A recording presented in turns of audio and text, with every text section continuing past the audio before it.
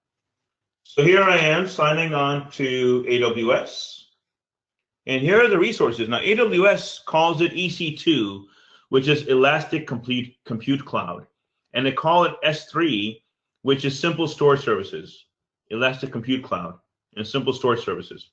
So if I scroll down, you can see the services that are there. If I click on an EC2, which is their standard IaaS platform, notice on the top right-hand corner, I have the option to select where I want it. Okay. And here's US West in Northern California or Oregon. Click,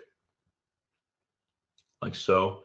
And then I specify, notice a resource group of components. Azure has fewer services than AWS does, but Azure virtual machines also run a little bit slower. Okay? But there are many other differences between the way Azure implements cloud than the way AWS implements the cloud. Not just in the way they name them, but simply in the way they've structured them. Their security implementations, access implementations is vastly different. Here, for example, when I launch an instance, which is what it calls it, it allows me to specify what kind of machine I want. And here, for example, I can select if that I want Windows Server 2012 R2 box right over here. And it says, all right, here's what I've got that I can give you in your free tier. See that free tier eligible? I've got 1 CPU and I've got 1 gigs of RAM. And it has low to network performance all the way. If I scroll down, if you look, this is the RAM and this is a processor. So RAM, processor, as you can see, and then there's disk. So it's electronic beanstalk cloud. And if I scroll further down, you can see here's 256 megs of RAM, 64 processor disk, 25 gigabit network pipe. See that very, very fast machine. If I scroll down further, everything is available to me, and the kinds of disks that are available to me. And here's a solid state disk. Here's up to a 10 gigabit network pipe that's available to me. 25 gig network pipe, 488 gigs of RAM, 64 megabit process, 64 bit processor, 64 gigs of RAM, 64 processors, 488 gigs of RAM, 32 processors, 244 gigs of RAM. And the solid state disks that are available, the amount of network bandwidth that's visible to me, and everything like so. Here's a family that that represents the machines, in this case, general purpose, down to compute optimized for the purposes of, it's another way of saying processor optimized.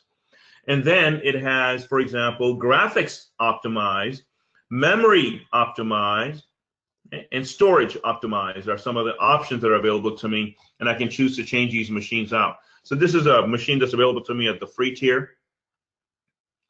And then I simply launch the configuration and it builds a machine out for me in a similar manner that Azure does.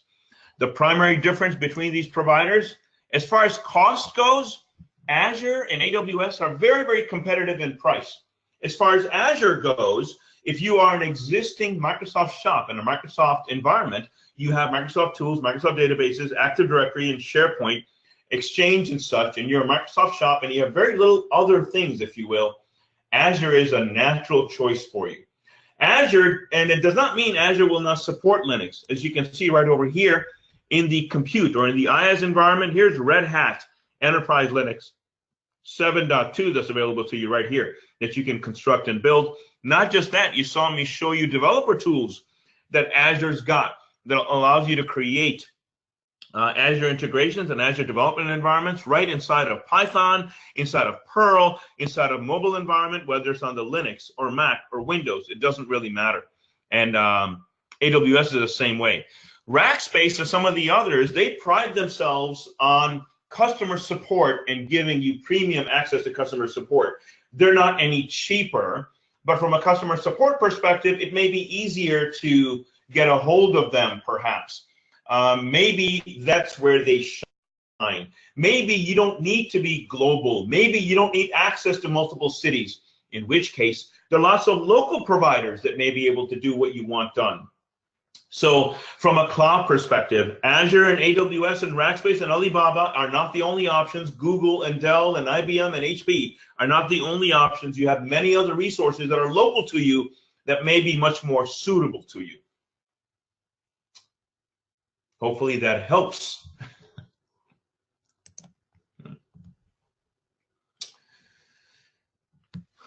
What is my recommendation for a new Azure user to get started? Very good question. Let me show you what I would recommend as far as learning tools go. I'll show you.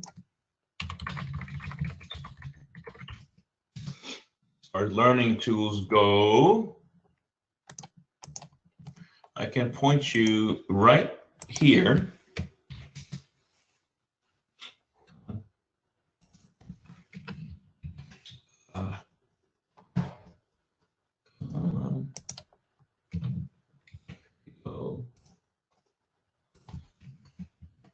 There you go.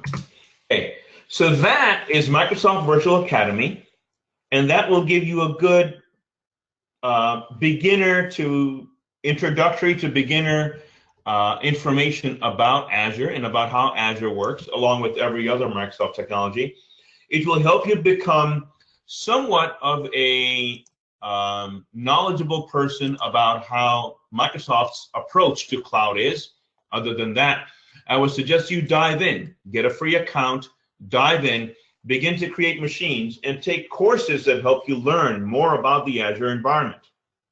I do deep dive Azure courses that focus our attention on a real goal, a real implementation, and I walk you through it from start to finish. Does that help, John?